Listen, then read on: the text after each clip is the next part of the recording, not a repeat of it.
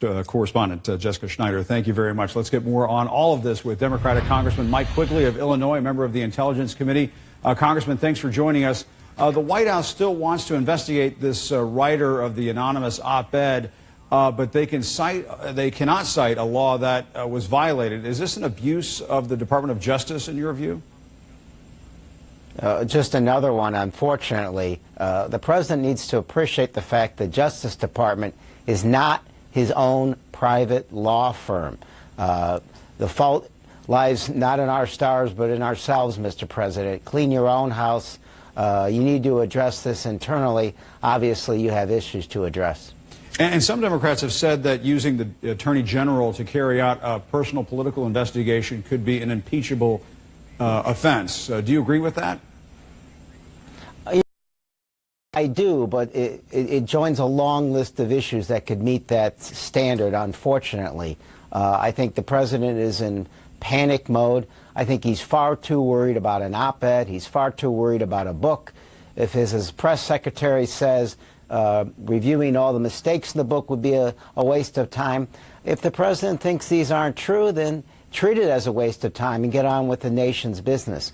Obviously, the person who wrote the book is the most senior and probably most respected journalist, so he has a lot more credibility, in my mind, than the President of the United States. And even if this unnamed official did commit a crime, do you share the concerns that this person could hurt national security? We were hearing this earlier today by the press secretary, Sarah Sanders, that national security could be harmed in some way by undermining the administration from within. What do you make of that? Yeah, it sounds sort of Nixon-like. I think our country was undermined, our reputation was undermined. We can only imagine what our allies must think of us.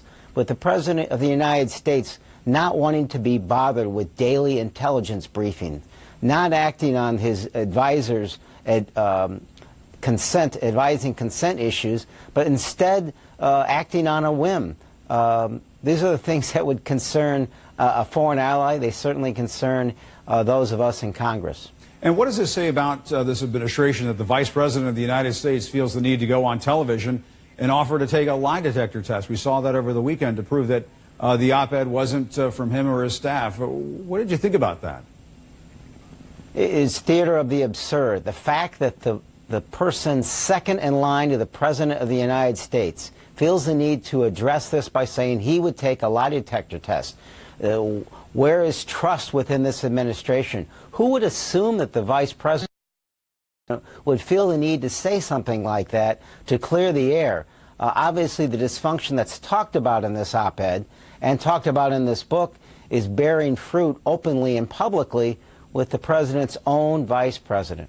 And I want to get your thoughts on the recent developments in the case of Maria Butina, the alleged Russian spy who stands accused of attempting to infiltrate conservative American political groups. Is that something that the House Intelligence Committee should look into? Should you be looking into her activity? And has it happened? Well, she was one of 40 witnesses that the Democrats on the House Select Committee on Intelligence wanted to call when the Republicans shut the investigation down.